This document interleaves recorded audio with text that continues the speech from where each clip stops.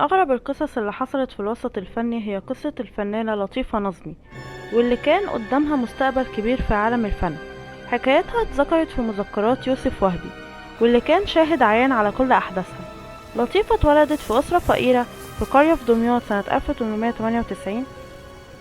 والدها كان صياد وكان يدوبك بيكفي أسرته، وعشان كده لطيفة معرفتش تكمل تعليمها بسبب الفقر، بس مسكتتش وقررت تعلم نفسها القراية من المجلات القديمة، وكمان اتعلمت اللغة الإنجليزية، وكانت بتقرا المجلات القديمة الأجنبية، ووصلت إنها بقت متمكنة في اللغة الإنجليزية قراءة وكتابة.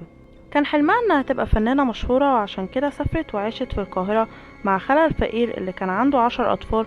ولما عاشت معاهم حست بمعاناتهم، فقررت إنها تساعد خالها في تربية أطفال.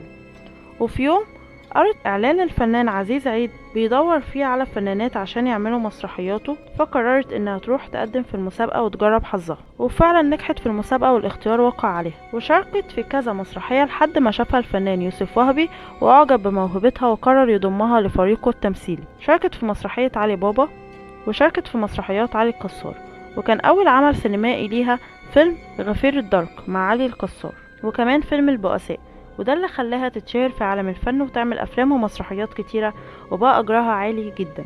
اشترت بيت في عمارة في وسط القاهرة، واجرها بقت تقسمه على 3، الاول لخالها والتاني لعيلتها في دمياط والتالت ليها هي. حست لطيفة ان الحظ ابتسم ليها خلاص، بس ما كانتش تعرف ايه اللي مستنيها في شقتها الجديدة. في يوم كانت راجعة من شغلها وقابلت واحد من الجيران بيحاول يفتح شقته، فدار بينهم محادثة طويلة وتعرفوا على بعض. اللي اتعرفت عليه كان شغال دكتور، واعجبوا ببعض واتجوزوا في ايام قليله قوي. وبعد كده لاحظت لطيفه ان جوزها غريب وتصرفاته اغرب، ما كانتش بتشوفه غير بالنهار بس، وبالليل بيختفي تماما. وما كانتش لطيفه بتهتم بسبب انها مشغوله دايما في التصوير والمسرح، وما كانتش بتقابله غير لما بترجع من شغلها. ولما كانت بتساله عن انها ما بتشوفوش بالليل خالص، يقول لها بسبب شغله. وفي يوم من الايام اختفى الزوج لمده اسبوعين متواصلين، مرجعش بيته خالص، فقررت لطيفة تخرج تدور عليه، بس هي ما كانتش تعرف عنوان عيادته، فقررت انها تسأل في المستشفيات ودورت عن اسمه، بس الغريب انها ما لقتش اسمه خالص في السجلات ولا حتى حد يعرفه. لما رجعت بيتها قررت تدخل مكتبه، واللي بالمناسبة ما كانش مسموح ليها تدخله بحجة انه فيه اوراق ومستندات مهمة، فلقت درج المكتب مقفول، فكسرته، ولما فتحته لقت اوراق كتير مكتوب عليها كتابات بطريقة غريبة، حاجات شبه التعويذ كده، ولقت قايمة بأسماء السيدات بعناوينهم ومكان إقامتهم. وهنا قررت تدور على عناوينهم، وهنا كانت الصدمة، كل السيدات اللي دورت عليهم ماتوا مقتولين. وهنا خافت جدا وسألت نفسها، هو أنا عايشة مع مين بالظبط؟ حكت لطيفة لواحدة من أصحابها، فقالت لها تروح لشيخ معالج بالقرآن عشان يعرف سر الورق اللي لقيته في الدرج. ولما راحت للشيخ وحكت له، رده كان غريب وغير متوقع، وأكد لها إن الورق فيه طلاسم سحر اسود وتعاويذ خطيرة جدا ورسومات من عالم الجن، واللي كتبها جن قوي جدا، وحذرها من التعامل معاه وانه ممكن يأذيها ومش هيسيبها غير لما يقتلها. وقال لها ان جوزها جن من العالم الخفي وبيخاف من حاجتين، الليل وصوت الآذان. واكدت لطيفة الكلام لما قالت له انها ما كانتش بتشوفه بالليل خالص وما بيظهرش غير بالنهار. راحت لطيفة للفنان يوسف وهبي وحكت له كل الحكاية، فقال لها انها تروح للبوليس عشان يحميها، بس البوليس كان شبه اللي بيدور على سراب ومعرفش يساعدها.